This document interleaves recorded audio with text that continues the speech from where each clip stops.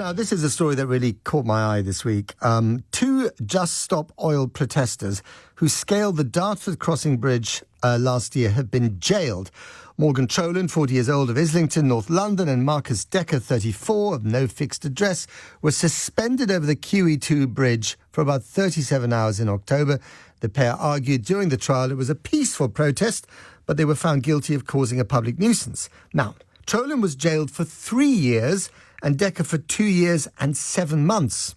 Judge Shane Collery, KC, said the pair plainly believed they knew better than other people and were thinking, to hell with everyone else. You have to be punished, Collery said, for the chaos you caused and to deter others from copying you. Now, was this the right sentence? I mean, a lot of people were very upset by this protest and many other protests organised by Just Stop Oil, but also by Extinction Rebellion, which, by the way, is holding a big demonstration in London as we speak, I think. Although there is a difference now between both organisations. Just Stop Oil are deciding to carry on their more extreme route, if you like, and Extinction Rebellion want to engage the public more in dialogue in order to put their point of view across. But the point is that this protest was peaceful. No one got injured. People were delayed by many hours. It was a nuisance. It was annoying. But a 3-year sentence for that? That is longer than some sentences for much more serious offences, including rape. What is going on here? What is going on? Do you agree with this sentence, or do you think it's an absurd travesty of justice? Far too strict for what's going on. There we go. What do you think? 0345 6060 973. I'm hoping we've got a guest on the subject. Yes, we have Alex de Koning, climate scientist and spokesperson from Just Stop Oil. He's on the line now. Good afternoon, Alex. Good afternoon. Thanks for having me on the show. So what is your reaction to this sentence? It's the most disgusting thing I've ever heard. It's very clearly going against every form of justice we have in this country. They're being held as political prisoners. As you say, this is a longer sentence than you would get for rape. And I mean, the National Highways has said that out of the 1,000 people disrupted, the average disruption time was 6 minutes and 6 seconds. 6 minutes and 6 seconds. Do you think the 60 homes that were burnt down from wildfires, the people in those homes, do you think they would have complained about 6 minutes, 6 seconds, or to get the word out about the climate change and try and make change? Do you think the 33 million people in Pakistan who lost their homes from floods would have been deterred by 6 minutes and 6 seconds? They're clearly being set an example of here, and it is shocking, just the clear transparency that the government are doing in trying to bully us, trying to subdue us. They are trying to stop nurses from striking, trying to make that illegal. They are trying to stop anybody from protesting, anyone from questioning them, as they push through over 100 new oil and gas licenses, knowing full well what that means for our crops, that means for the people in the global south, what that means for young people like me.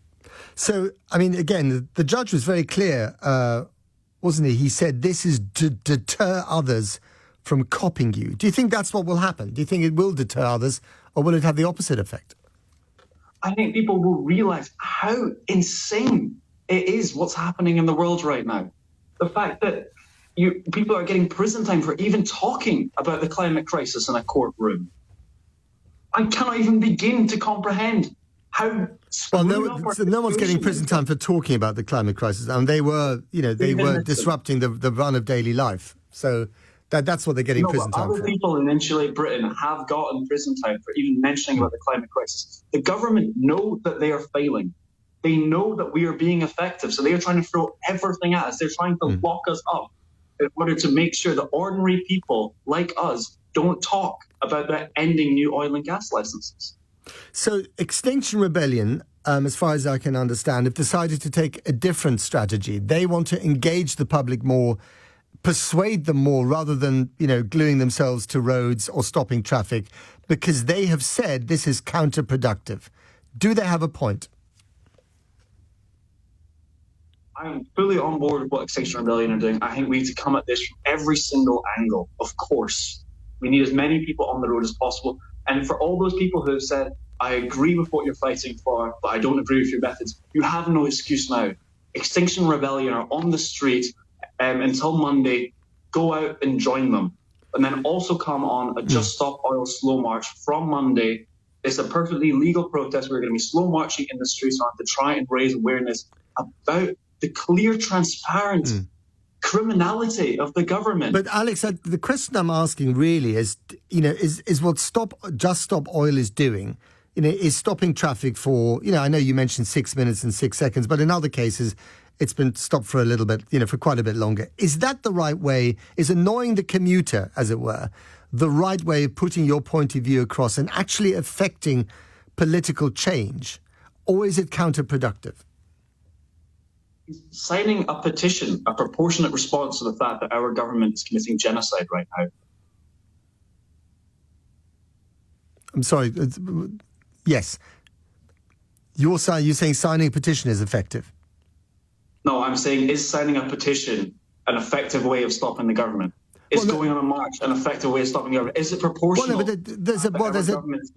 I wonder if a demonstration might be more effective. So a massive show of people, which obviously also disrupts traffic. It does all the time. And the centre of London is full of demonstrations. I wonder if that is other strategies too. Right. But the trouble is that you're drawing attention to the kind of strategies that annoy people. Is it better to change? Why don't you do basically what Extinction Rebellion is doing to stop the more, maybe extreme is the wrong word, but the more, the stuff that really annoys people and stick to something that everyone can live with, which is a big demo in the centre of a big city, for instance? Look, pick up any history book and you will find non-violent civil disruption working. The suffragette civil rights movement, people fighting for disabled rights, people fighting for LGBTQ plus rights.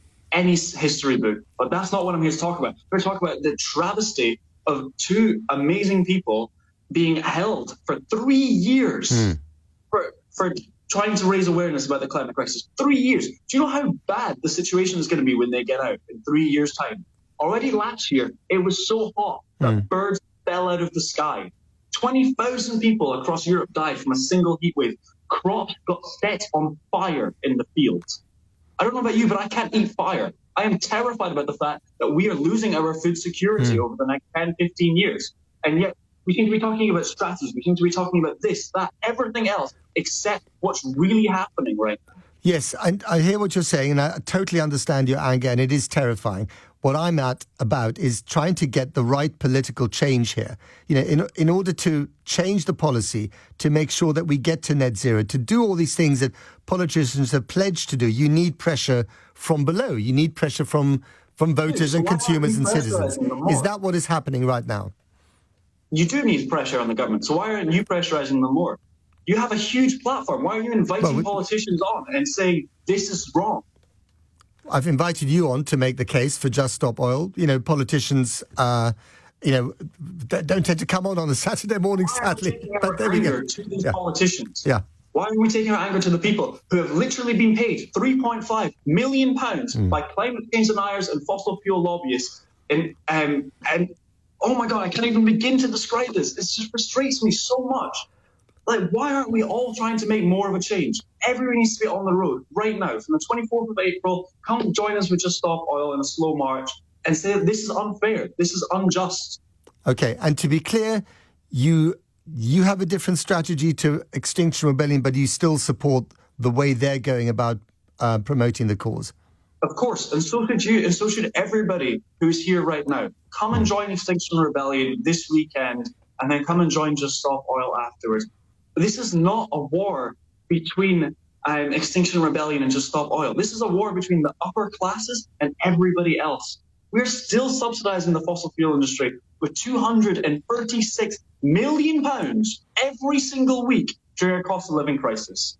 Renewable energies are up to 9 times cheaper. Our energy bill could be as low as £400 with renewable energies, and yet we are not even paying attention to them. We are opening up a new coal mine, the first one in 30 years. Our government is betraying us. We have all the solutions. They're very clearly laid out in the IPCC report. It's all there.